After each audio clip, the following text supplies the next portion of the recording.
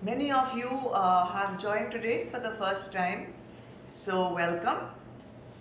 We are studying the Bhagavad Gita, as you all know, and in the Bhagavad Gita, Bhagwan Krishna is giving the entire Vedant philosophy, teachings, Updesh in one concise scripture, Shastra.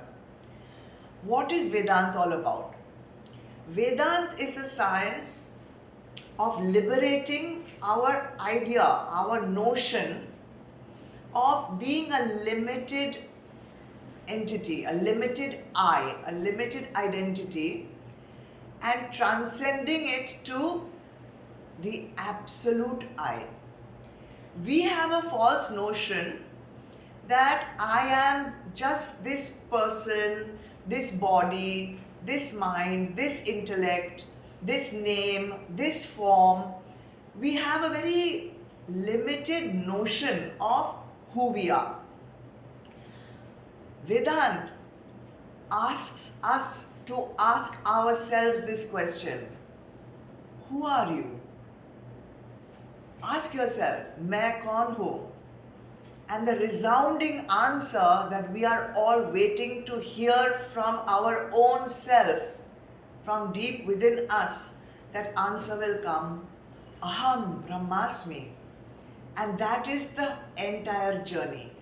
To not hear it from a book, to not hear it from a guru, to not hear it from a pravachan or from a Zoom session or from YouTube.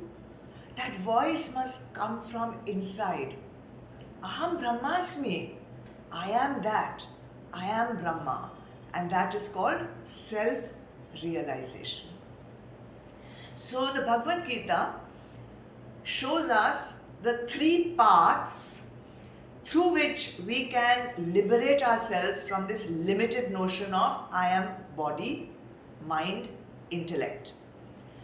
So how can I come out of this, lifetimes of belief that I am this body, I am this mind, I am what I do, I am what I feel, I am what I think? How? What is the method of coming out? So you have this equipment, okay? Body, mind, intellect. This is an equipment you have been given. We have to use this very limited equipment, which is body, mind, intellect, to take us out of the concept of body, mind, intellect.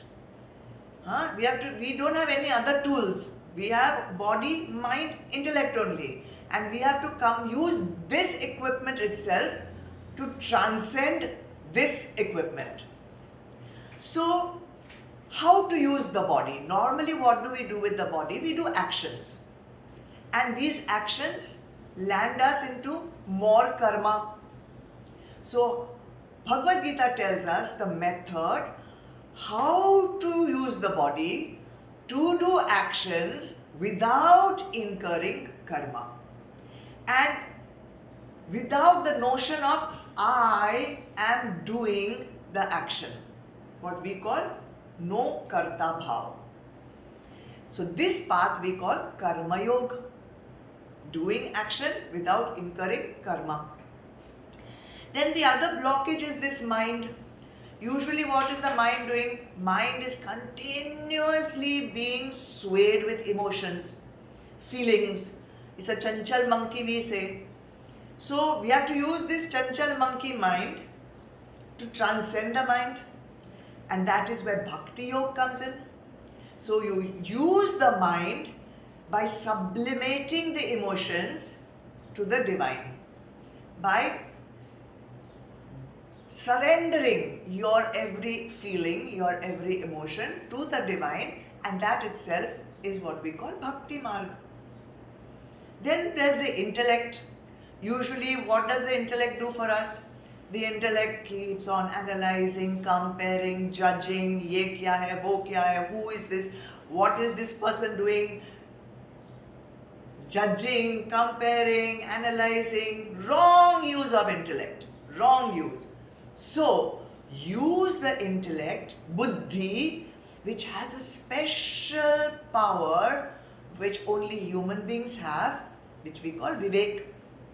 So you use the vivek of the buddhi to disassociate yourself from the idea of body, mind, intellect and connect it to that which we have learnt in Jnana Yoga.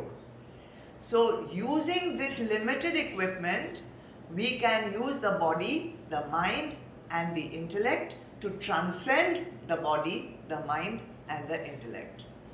It's a wonderful method, technique and doable by everyone, because everyone has a body, everyone does actions with the body, everyone has a mind, everyone has emotions with the mind, everyone has an intellect, but we are using it wrongly.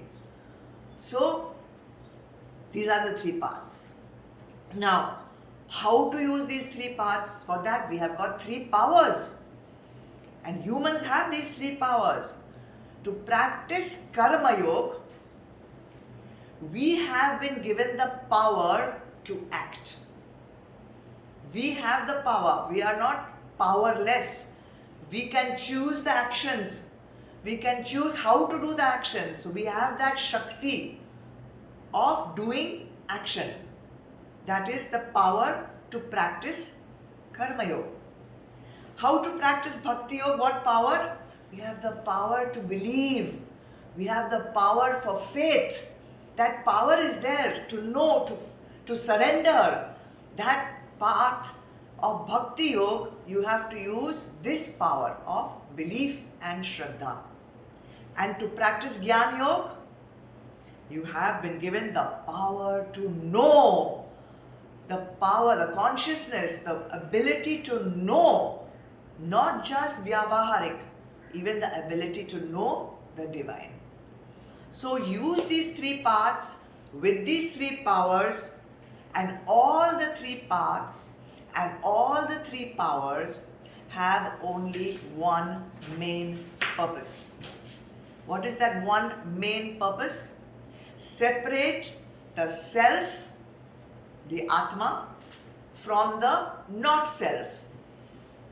Separate Atma from Anatma. Okay, whatever is Atma, what is not Atma we call Anatma. All the three paths are taking you to the same goal. So don't have unnecessary debates about which path is the correct path and which path is the wrong path, because when you have such debates, as you will see in today's verses, they will take you up the garden path, which is definitely not the path to Atma. So, saying that, let's start with verse number 31.